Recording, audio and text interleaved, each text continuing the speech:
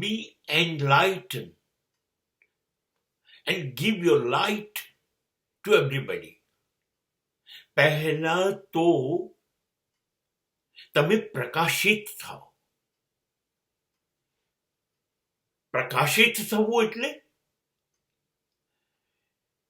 પોતાની જાતને ઓળખો કે તમારી અંદર ઈશ્વરીય તત્વ રહે છે.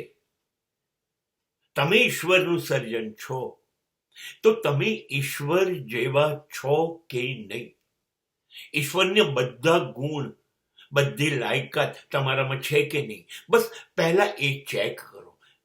અને જેવી તમને ખબર પડતી જાય કે ના, બધા જ ગુણ મારી અંદર આવી ગયા છે જે ઈશ્વરમાં છે, તો તમે ઈશ્વર બની ગયા. ઈશ્વરના કયા ગુણ છે?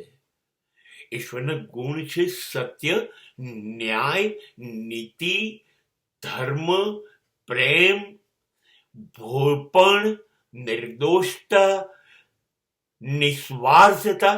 આ એના ગુણ છે. બસ જો આ આવી ગયા હોય તો તમે બુદ્ધત્વ મેળવી લીધું, તમે બુદ્ધ થઈ ગયા. બસ હવે સ્વાર્થી ન બનતા. હવે જે જ્ઞાન મળ્યું, જે આશીર્વાદ મળ્યા, એ વહેંચો. અને જે લોકોને અંધારામાં રહેવાની ટેવ પડી છે, જે બધા ઈશ્વરના ગુણ તમારામાં આવ્યા એ લોકોમાં નથી, હા, તો તમારો પ્રકાશ દ્વારા અંધારામાં રહેલા લોકોની અંદર પ્રકાશ લાવો. અને એ ગુણ એમની અંદર આવે તો એ લોકો પણ બુદ્ધત્વ પ્રાપ્ત કરશે.